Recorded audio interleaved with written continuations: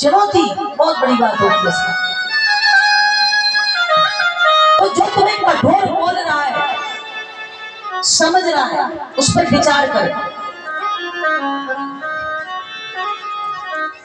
तो धर्म सबसे पहले मौसी से मिले, उसके बाद अपनी माँ से मिले कि माँ तूने मुझे रास्ता बताया, मौसी फटकार न लगाती तो मैं तेरे पास रोता हुआ नहीं आता।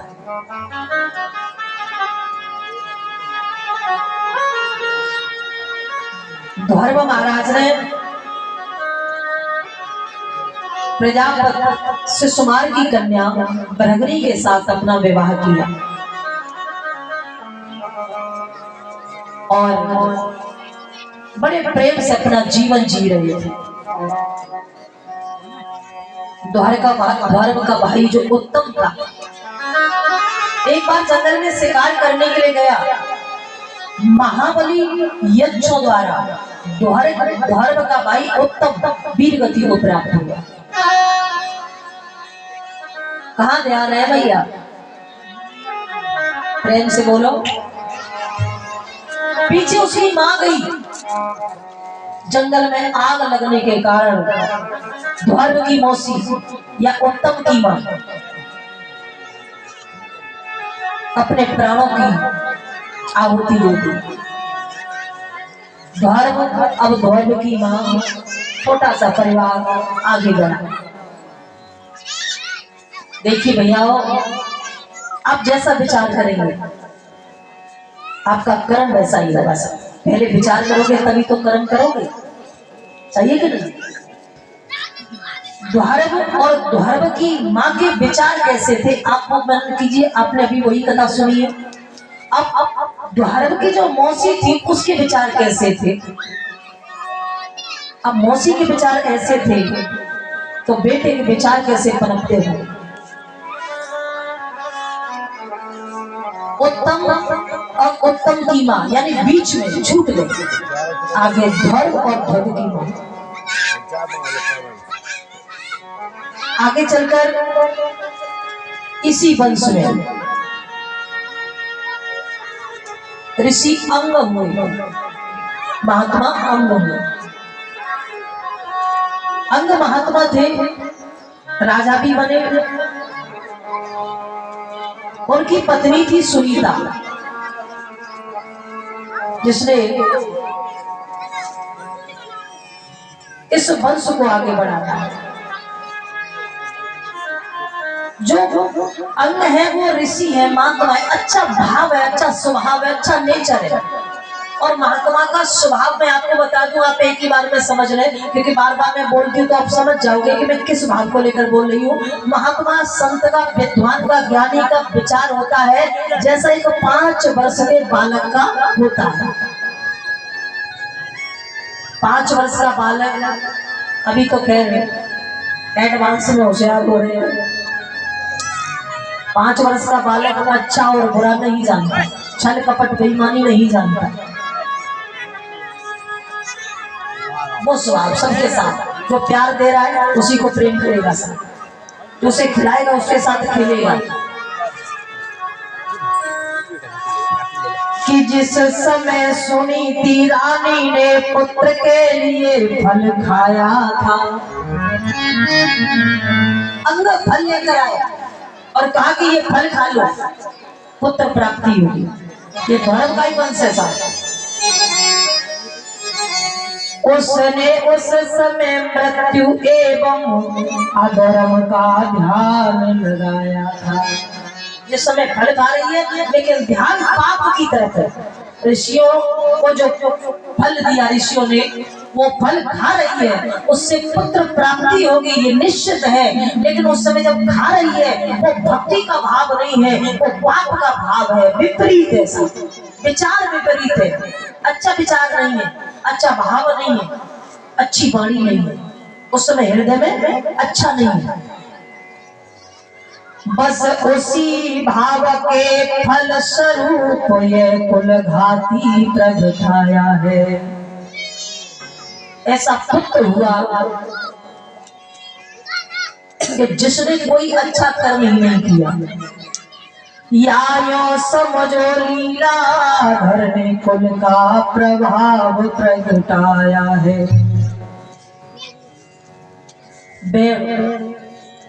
बेणु का जन्म हुआ जब नाम ही बड़ा अटपट हुआ बेणु। बच्चे बात ना करें तो उस स्त्री ने इस पुत्र को जन्म दिया। जब वो फल खाया, वो प्रसाद खाया, उस समय आत्मगिलानी, आत्म विचार अच्छा नहीं था, पाप का विचार था, अधर्म का विचार था। इसलिए पुत्र कैसा हुआ? राक्षस में। मैंने तो अभी आपको समझाया भोजन कैसा करना चाहिए, है ना? अच्छा विचार खाने के समय भी होना चाहिए। ऐसा नहीं है सब्जी में नमक ज्यादा है वो तो थाली आंगन में ही दिखे। क्रोध में भोजन नहीं करना चाहिए, कभी नहीं करना क्रोध में भोजन। यह सुन करके अंग को हुआ अधिक संताप, घर से आधी रात को निकल गया चुपचाप। बहन के पिता अंग अपने बेटे का अत्याचार सहन नहीं कर पाए और चुपचाप किसी को बिना बताए अपना घर परिवार छोड़कर चले गए, क्योंकि बेटे का कर्म नहीं देख पाए। बेटा नीच कर्म करता है, दुष्ट कर्म करता है, पाप करता है और पिता संत है सब। इस जगह पे पिता का कोई दोष नहीं है साहब, बिल्कुल दोष नहीं है। दोष इस समय मां का है। तो पिता चले गए। अब जो बहन है वो अत्याचार कैसा करता है? जो पालन पोषण करता है, विश्व का प्रबंध चलाता है, जो मृत्यु दंड दे सकता है बस ईश्वर वही कहाता है। वो अपने आप को भगवान मान के बैठते हैं, मैं मृत्यु दंड दे रहा हूँ, मैं पालन पोषण कर रहा हूँ, तो मैं ही भगवान, मुझसे बड़ा कोई भगवान है ही नहीं, मेरी पूजा करो। अज्ञानता में मनुष्य कुछ भी कर सकता है साहब। अपने आप को भगवान माने या ब्रह्म ज्ञानी माने या ज्ञानी माने, और जो अपने आप को ज्ञानी समझे, मेरी निगाह में कोई ज्ञानी होता ही नहीं, ये मेरा नाम है साहब, सही है कि ना? जो अपने आप को ज्ञानी कहे तो समझना वो सबसे बड़ा अज्ञानी है, क्योंकि हीरा कभी अपनी कीमत नहीं बताता साहब। मैं राजा हूँ, मैं ईश्वर हूँ, ऐसा तुमको कहना होगा। मैं राजा हूँ, मैं बड़ा हूँ, मैं ईश्वर हूँ। मैं राजा हूँ, मैं ईश्वर हूँ, ऐसा तुमको कहना होगा। यदि मेरा कान मानेंगे तो जेलों में रहना होगा। साहब बड़ा अत्याचार कर रहा है बहन। अचानक राज्य में संत आए तो संतों से ये कह रहा है कि मैं ही भगवान हूँ, मैं ही ईश्वर हूँ, मेरी ही पूजा करो, नहीं तो तुम्हें जेल में डलवा देंगे साहब। अब संत तो संत, ऋषि वृंद ने कमंडल हाथ लिया, संतों पर जो अत्याचार कर रहा था बहन वो देख ना सके। ऋषि वृंद ने कमंडल हाथ में लिया और क्या किया?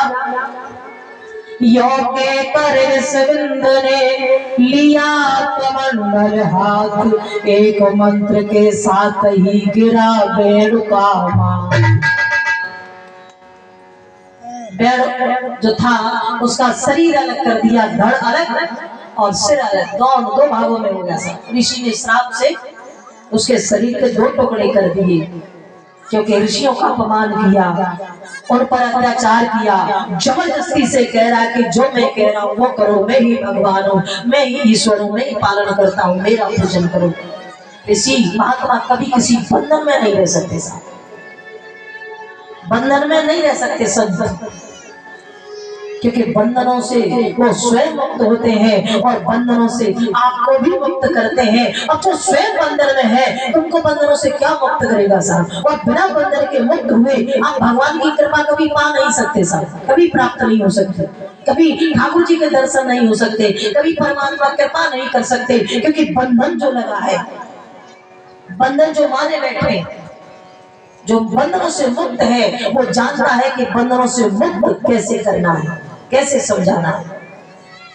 अब साहब बेणु की माँ है, उसे बड़ा दुख हुआ कि राज्य चलाने वाला कोई राजा नहीं है, प्रजा सब दुखी है, चारों तरफ अत्याचार हो रहा है, राजगद्दी पर कोई राजा नहीं है। तो बेणु की माँ बड़ी दुखी हो रही है, उसने बेणु का शरीर संभाल के रख लिया सा। कई वर्ष बाद फिर से वो संत आए तो उस बेणु के मृतक शरीर का मंथन किया, बेणु के शरीर का मंथन किया तो उसके शरीर को मंथन करने से फिर से सृष्टि का निर्माण शुरू हुआ। और क्या क्या प्रकट हुआ उसके शरीर से, जैसे समुद्र का मंथन सुना है, ऐसे ही बेणु के शरीर का मंथन हुआ था। जब सृष्टि का निर्माण हुआ तो बड़ी परेशानी आई। बड़े सुंदर शब्दों में कहा है कि बेणु की जंगा मंथन करके एक काला पुरुष प्रगटाया है, एवं दक्षिण के भीलों का। जंगा का मंथन किया तो एक काला पुरुष प्रकट हुआ, वो छोटा सा था। तो ऋषियों ने कहा निषिद्ध, निषिद्ध माने बैठ गया, संस्कृत का शब्द निषिद्ध, निषिद्ध माने होता बैठ गया। तो ऋषियों ने बैठा दिया कि तू राज नहीं कर पाएगा, सृष्टि को आगे नहीं बढ़ा सकता। तो ऋषियों ने उसे भीलों का राजा बना दिया, जहां से ये केवल जाति शुरू हुई, निषाद जाति शुरू हुई। बेणु के शरीर से मंथन किया गया, जब सृष्टि का निर्माण हुआ तब की बात। तो हुआ क्या, एवं दक्षिण के भीलों का अधिकारी उसे बनाया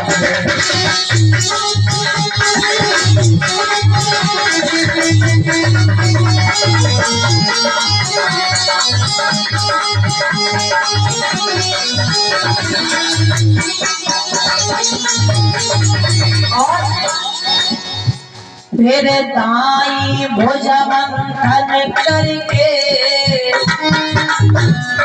दे गई है सुकुमारी उसे, तभी पति होने के कारण पृथु के संसार उसे।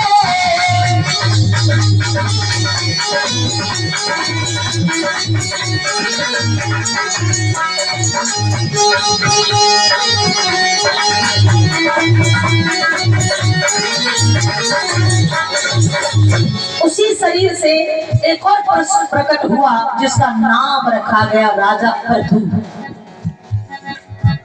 राजा पृथु उस नगरी के राजा बने जो बेणु के शरीर से प्रकट हुए। इनको जन्म देने वाली मां नहीं थी, पुरुष था साथ। तो कहा है जिसने पुत्र तो जना हो पर नारी न हो।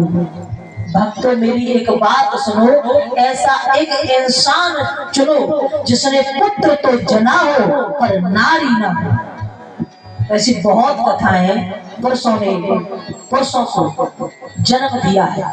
जन्म का मतलब प्रकट होना। तो पृथु राजा बने। आया पृथु के हाथ में जब सारा अधिकार, तब तीनों लोगों में छाया जय जय। इसलिए मन भजले राम तोरे मिल जाए जय, मन भजले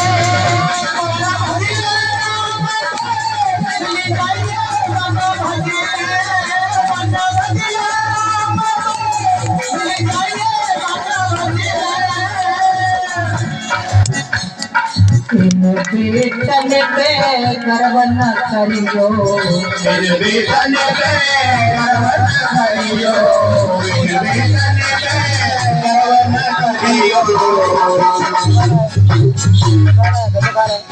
ये बेटे पर आए मन भरिया,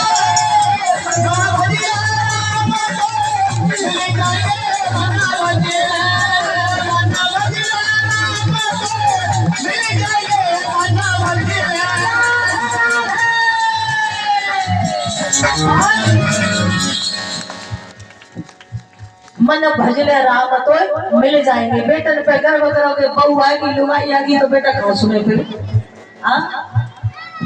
इन बिटियन पे तू गर्व न करियो, इन बिटियन पे गर्व न करियो, इन बिटियन पे गर्व न तेरी बिटिया जमाई में जाएंगे तेरी बिटिया जमाई में जाएंगे बना बदले तेरी बिटिया जमाई में जाएंगे बना बदले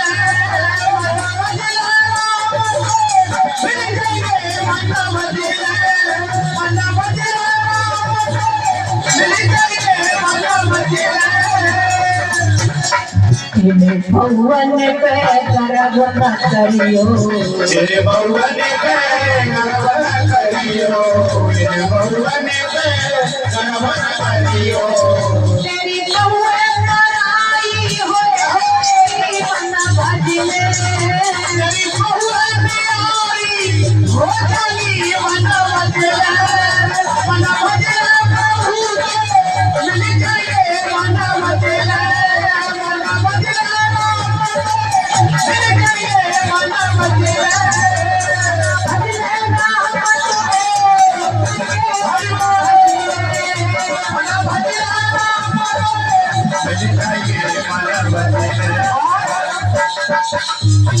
आज नई साल है साहब, है ना 2025।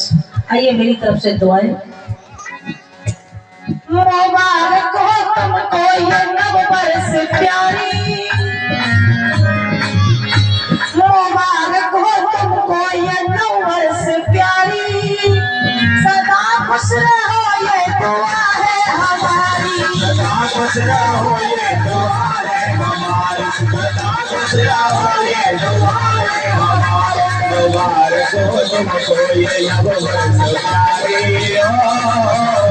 सदा खुश रहो ये दुआ है हमारी, सदा खुश रहो ये दुआ है हमारी। तुम्हारे कदम चूमे ये दुनिया सारी, मेरे ज्ञान से तुम्हारा जीवन बदला ना तो मुझे बेहद खुशी होगी साहब, क्योंकि मेरा भाव माँ का है और बच्चा आगे बढ़े तो माँ को सबसे ज्यादा खुशी होती है साहब।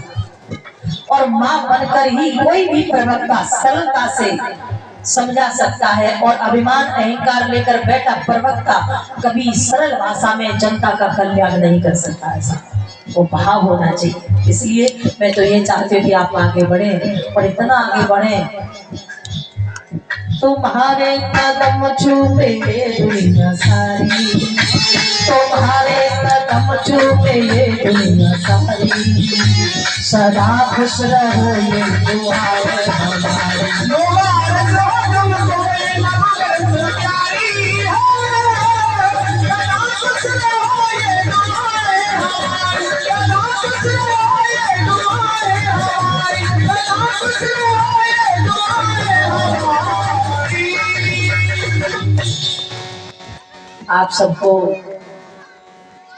नव वर्ष की ढेर सारी शुभकामनाएं। इस वर्ष आपकी मनोकामना पूरी हो, आपको वो मिले जिसकी चाहत बहुत दिनों से है।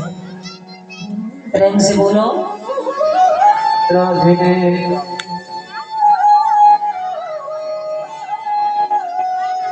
श्री सुखदेव जी बोले, हे राजन, महाराज पृथु ने बहुत अच्छी तरीके से राज्य किया।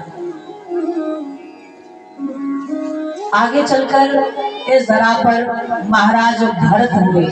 एक तो वो भरत है जो राम जी के भैया हैं, ये उनसे भी पहले के भरत है साहब। इनकी कथा पुराण में आती है तो कहते हैं कि इनकी कथा आने से ही अपने भारत का नाम भारत वर्ष पड़ा है। भरत बहुत अच्छे राजा थे, सारे जीवन भर प्रजा के लिए भला करते रहे, अच्छा करते रहे, भला करते रहे, अच्छा करते रहे, पूरे जीवन भर कभी किसी की आत्मा को चोट नहीं पहुंचाई, दुख नहीं दिया, पीड़ा नहीं दी। इतने महापुरुष थे महाराज भरत।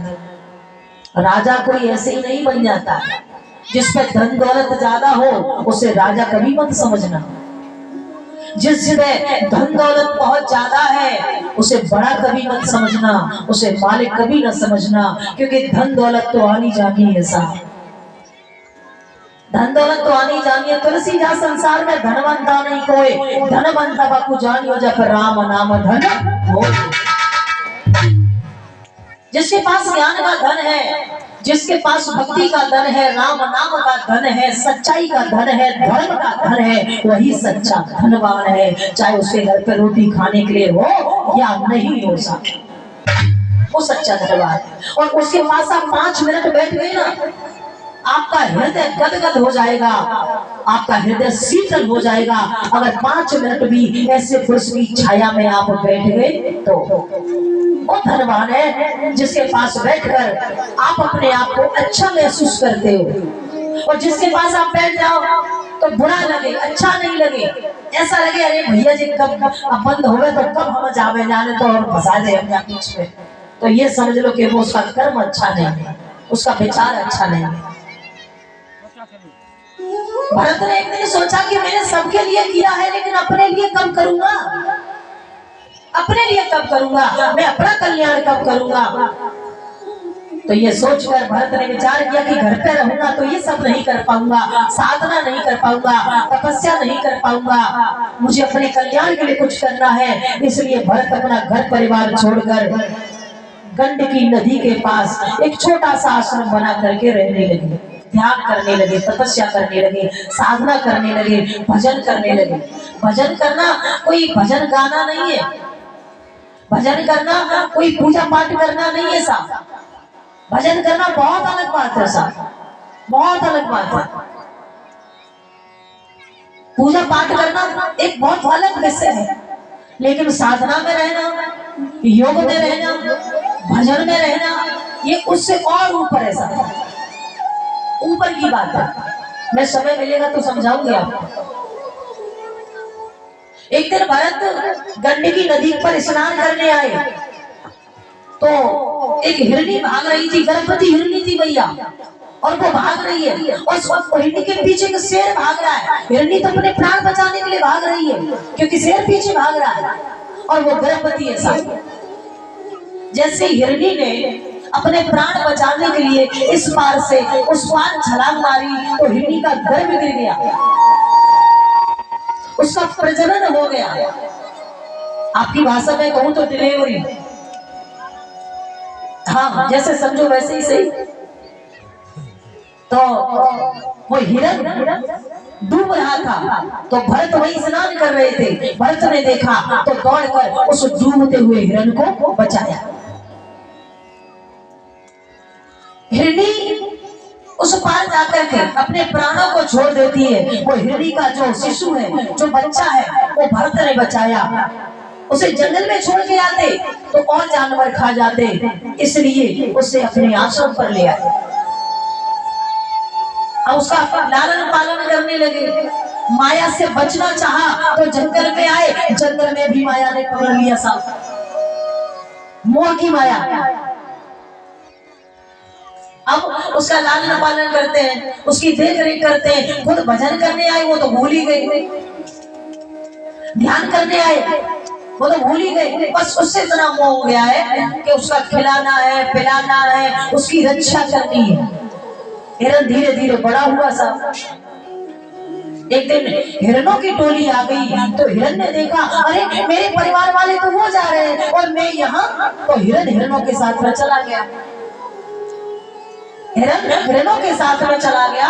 अब जिसने लालन पालन किया, अपना समय बर्बाद किया, अपना सब कुछ दिया, आज वो सोच रहा है कि वो कहाँ गए। उससे मोह इतना हो गया साहब, मोह बड़ा प्रबल है साहब, बड़ा प्रबल है, बड़ा प्रबल है। भरत उस हिरण को याद करते रहे और हिरण को याद करते करते अपने प्राणों को छोड़ देते। एक रोज वन में हिरण निकल गया उन जान, उसी ध्यान में भरत ने छोड़े अपने प्राण।